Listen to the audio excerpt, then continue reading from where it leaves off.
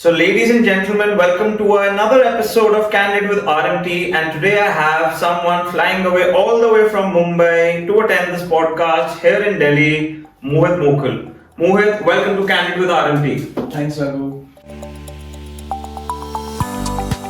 So, Mohit, this is something that I ask all my interviewees at the beginning. How was law school?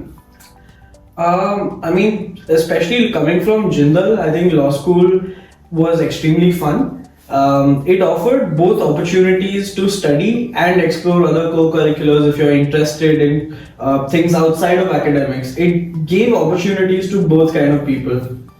So tell us more about the opportunities that were there. I mean, it's rather expensive, one of the most expensive law schools rather in India. Do you think investing that amount of money for someone who's thinking about going to Jindal at this point of time is worth the hype, or is it something which is a little overrated? Sure. So, to be honest, when I was in Jindal, it was a great experience. Everything from accommodation to food, to the kind of lifestyle you had on campus, to the kind of attention you would get from professors, everything was excellent. But I've heard now, over the years, the campus has been growing, but the number of students have been growing at a higher pace. And so it might be slightly problematic, if you feel overwhelmed in big crowds, or if you're more used to not a lot of socialization, not a lot of sort of socializing with new people every day, and it's also about sharing spaces, right? I think now that's what I've heard from others, but otherwise, in terms of the quality of education, opportunities in terms of international summer schools, exchange opportunities, even Jindal, the ADR society now is one of the most well-funded ADR societies in the country, and so they are able to send students to almost all international competitions, right? And most of them are funded by the university, as far as I know. There may be some administrative delays in terms of when the funding comes, when it is approved, etc. But it still happens, and that way I think they are investing the money in the right places. So this is a cue for all those students aspiring to be in Jindal. Take note from what Mohit just said, consider it, and then make that choice. So Mohit has actually had a blend of ADR ever since law school, and he has dwelled more into the space of mediation, starting his own mediation practice. But to talk about your guru, your mentor, Mr. Sriram Panchu, how was working with him? Well, nothing short of phenomenal.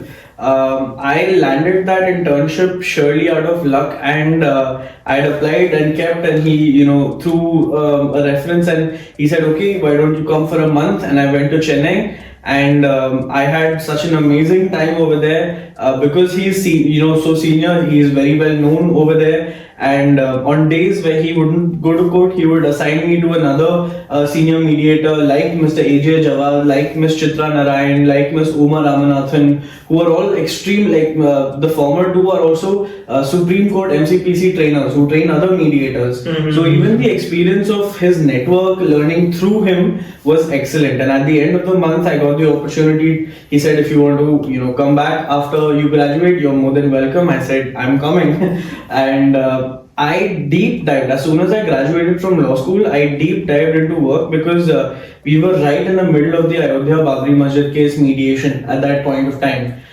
It was around August, and the final, judgment and last dates were around October, November. So it was, a lot of a very, very steep learning curve immediately. And while that case was going on, we were still looking at some arbitrations that he was doing, some other private mediations that he was doing. And so it was also, learning to manage a lot of things at once. What I really respect most about Mr. Sriram Panchu sir is his attention to detail, his wealth of knowledge, and even the lifestyle and the discipline that he practices. He has a fixed schedule about when he works, how much he reads, how much time he invests in networking with other people, how much time he invests in catching up with his friends, for example. And this is all very cleanly spread out throughout the day. I think his attention to detail, his demand for quality is what pushed me to do better every day. I mean, coming out of law school, I thought I was already good. But while learning with him, that learning curve was extremely steep. But I think that's what made me kind of more sharper in the mediation game, and more experienced, because it's not just one type of case. He has a variety of cases he practices in. He does a lot of government and policy work, legislation work, and so I got to experience a lot of things which I would not have as a first year associate fresh out of law school.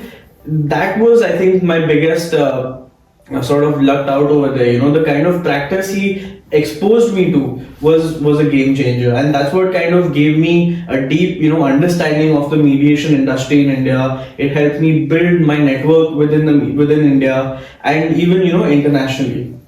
So I realize and I understand that having drawn so much inspiration from a gentleman like Mr. Sriram Panchu, was that the primary sort of go-to sort of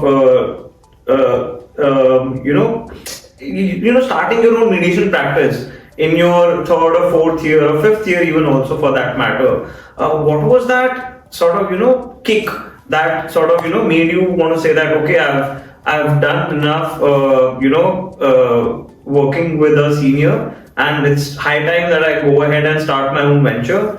Talk us about how that sort of turned out. Sure. So I think there are things to add over here. It's not just that I was working for Mr. Sriram Panchu, right?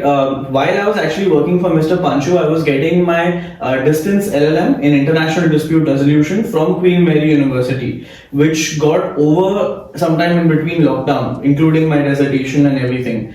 And so while I was working, I was already doing my masters. Then during lockdown, once I moved back to Bombay, I was still working for Mr. Panchu, but it was much slower because it was lockdown and there wasn't a lot happening. So during that time, I also started my own with my friends. We started a company called IRO, or Intelligent Resolution Online, which was basically an ODR startup, right? And it wasn't another ODR startup which was helping people resolve cases through mediation arbitration. It was more of a tech solution, right? We provide the technology for ODR startups that want to start doing this, right? Everything from rules, from procedures, from practices, from video conferencing software, which was military grade, encrypted messages that you could store and save, documents in sorted orders, document templates, and so on and so forth. N number of technological features. Due to some personal disagreements, we weren't able to run that successfully for a very long time, but it did give us a lot of exposure into the industry, right? Then I started also doing some trainings with YCM, right, which is another organization in Delhi, then I started getting a little bit more exposure in the industry while I was doing some stuff on my own. Then I was approached by CAMP, Arbitration Mediation Practice, and somewhere in the early January 2022 is when I started working for them. Of course, with Mr. Panchu's permission, I told him that I'm planning to get a new job, and he was more than happy. He was very supportive because he's a little bit senior. He likes to take his time sometimes, and after lockdown especially, he was not in a mood to really take on a lot of work, which was needed for someone like me at a young age to keep engaging and to learn. And so he was happy that I moved on to a institutional mediation practice. That, of course, one of the oldest and the first private institutes in India, CAMP Arbitration Mediation Practice, based out of Bangalore. Now, in Bangalore, although I was hired for a business development role to help with engaging law firms and governments and courts with me for mediation, I ended up taking on a lot more on my plate. I started getting into case management, I started getting into policy and drafting, I started getting into publications, managing the institution in terms of internships, deals with other third parties, and so I quickly progressed from a business development associate to a mediation associate to a senior associate mediation